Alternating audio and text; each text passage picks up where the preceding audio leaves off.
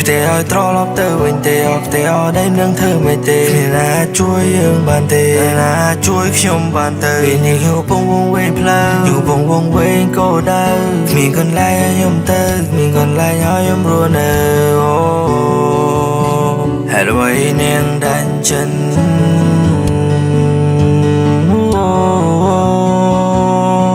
នាងដាច់ចិនម្លេង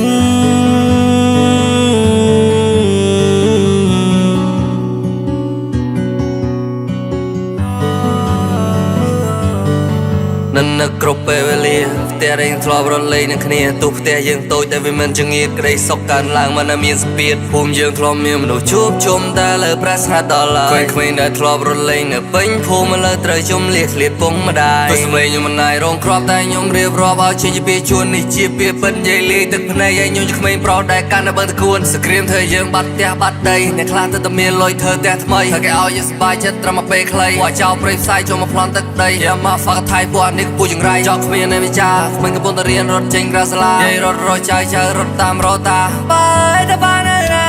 ម៉ែចាំម៉ែរត់មិនតាន់គេ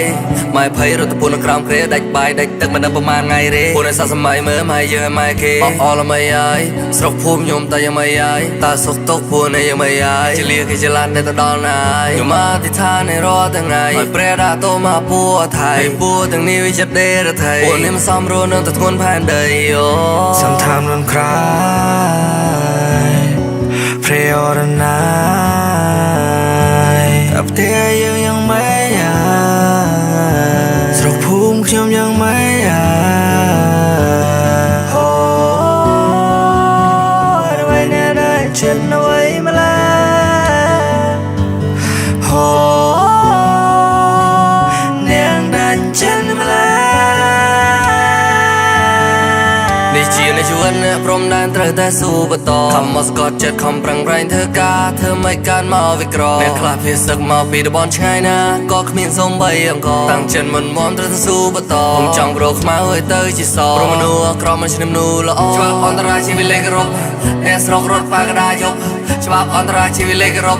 អ្នកស្រុករត់ប៉ាកដាយប់គ្រប់យ៉ាងដោយសារតែផ្លឹកសក្រៀមគ្រប់យ៉ាងដោយសារតែពួកសៀមក្មេងៗប្រយ័ត្នលេងបានរៀនទឹកភ្នែកស្រក់ដក់ក្នុងថ្លុកឈាមជាការជឿចាប់ខ្ញុំរៀបរាប់ប្រាប់បើអ្នកមិនចង់ស្ដាប់អ្នកដើរចេញទៅស្រុកខ្មែរធំធេងតែកលាវៃប៉ុន្តែខ្ញុំសោកសៅគ្មានកន្លែងទៅខ្ញុំនឹងចងចាំឲ្យមកជីវិត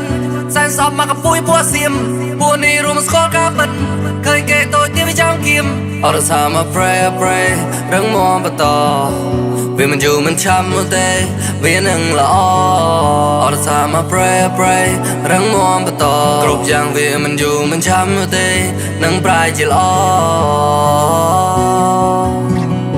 បើជំរាបរបស់នេះខ្ញុំធ្វើចេញពីការឈឺចាប់ឬដែលបាត់បង់ដូចគ្នាខ្ញុំនឹករលឹកដល់អ្នកគ្រប់គ្នាខ្ញុំនឹងនៅជាមួយនឹងការឈឺចាប់អ្នកគ្រប់គ្នាទោះបីជាសម្លេងខ្ញុំមិនអាចរងគ្រាប់ចំនួនអ្នកគ្រប់គ្នាក៏ដោយតែការឈឺចាប់នៅតែដកជាប់ក្នុងកែវនេះដកជាប់ក្នុងចិត្តខ្ញុំជានិច្ច